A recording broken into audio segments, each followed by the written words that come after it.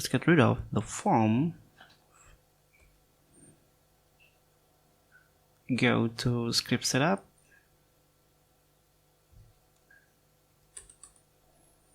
And then define a function. I'll call it store. Then to submit to our form, since we will send it to the product store route, which is use the post method, let's call the form object and then call the post method. In the first argument, let's pass in the product's store route. Then in the second argument, we can optionally pass an object. In this case, on successful form submission, we'll reset the form inputs.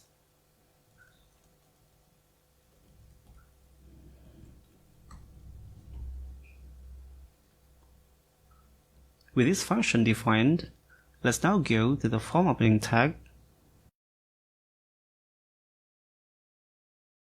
Then handle the submit event with prevent modifier, and then call the store function we just defined. Last, let's switch back over to the product controller and then go to the store method declaration. For now, we won't perform any validation. We'll do that in the upcoming video. So let's replace this store product request with request. Let's import it from Illuminate HTTP. Inside the method body, let's get the current user instance by calling request user,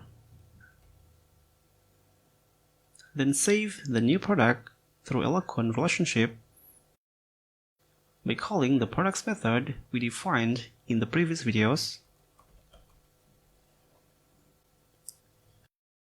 Call the create method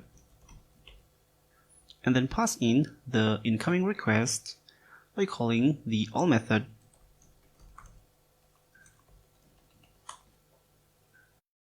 Now, before we forget, let's open up the product model. Then define the columns that are most assignable.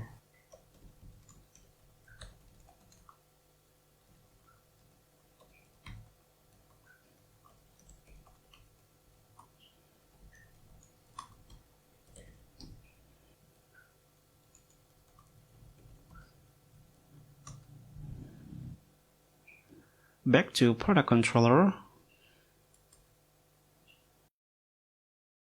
Then, after a new product is created, let's redirect the page to the product index route.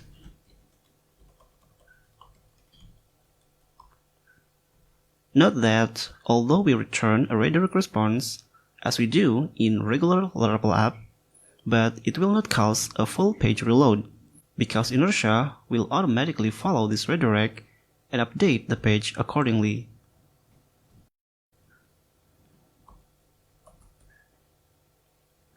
Let's have a look.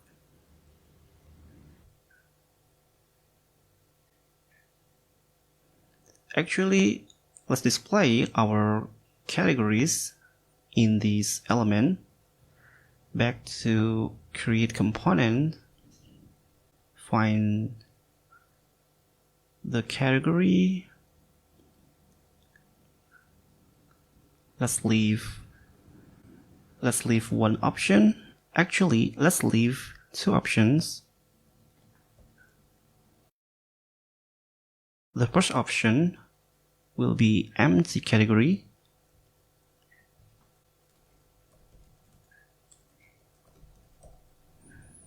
Then for the second option, we'll add the v-for directive, category in categories, let's bind to the key attribute category ID, and then bind to the value attribute,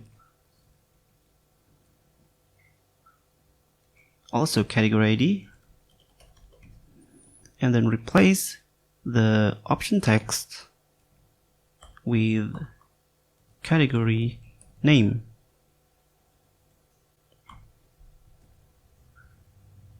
Okay, now our categories displayed in this component. Now let me enter a fake product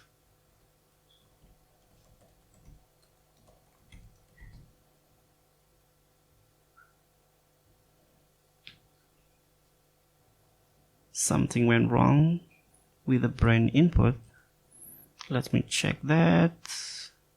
Okay, this should be brand, also this one and this one.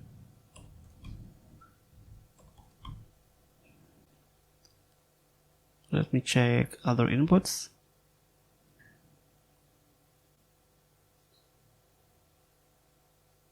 Save, back to the form.